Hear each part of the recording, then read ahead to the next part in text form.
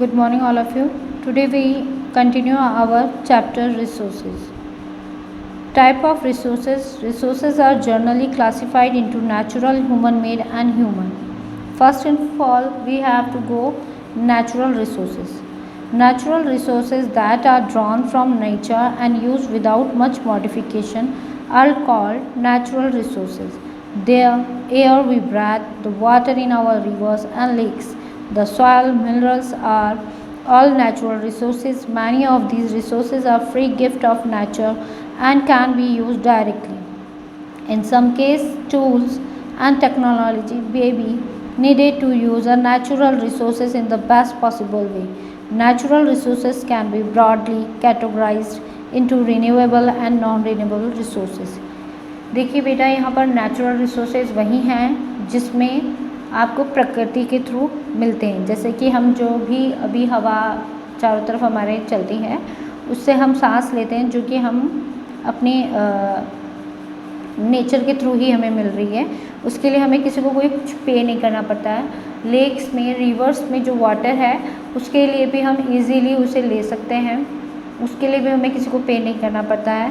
कहने का मतलब यही है कि नेचुरल रिसोर्सेज जो हैं वो हमें नेचर के थ्रू मिला है, ठीक है।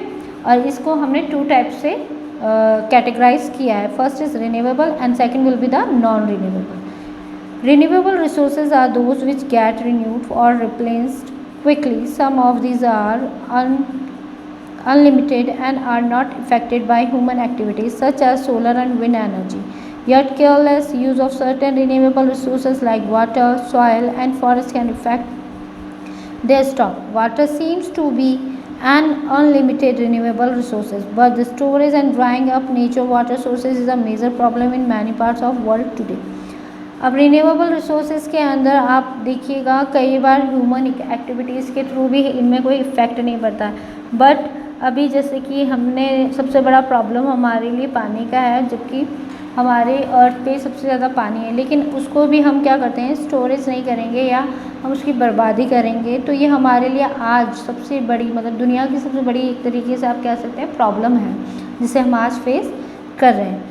Non-renewable resources are those which have a limited stock. Once the stock are exhausted, it may take thousands of years to renewed or replenished. Since the period is much more than human lifespans, such resources are considered non-renewable. Coal, petroleum, natural gas are some examples. The distributions of nature resource depend upon number of physical factors like terrain, climate, and altitude. The distributions to resource is unequal because this factor differ so much over the earth.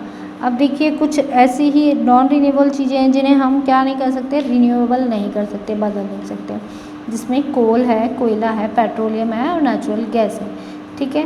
इन सब चीज़ों का हमें क्या प्रकृति के through यानी nature, मतलब जो नेचर है उसके थ्रू हमें ये मिलता है, ठीक है।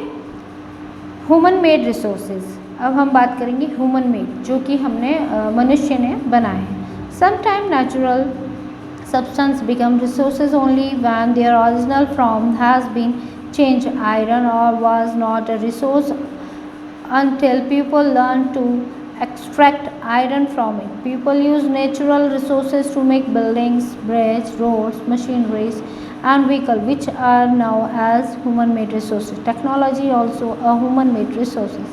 अब देखिए यहाँ पर हमें कुछ ऐसी चीज़ों के लिए भी बताया गया है कि कई बार तो हमें जो रिसोर्सेज हैं वो नेचर के थ्रू मिलता है, बट जैसे कि हमने कल भी बात करी थी कि ब्रिजेस है, बिल्डिंग्स है, रोड्स है, मशीनरीज है, व्हीकल्स हैं, ये सब किसने बनाया है, ह्यूमन, यानी कि मैन मेड है। और ये टेक्नोलॉजी के बिहाफ पर हमने काफ़ी चीज़ें आज हमारे पास देखने को मिलती है।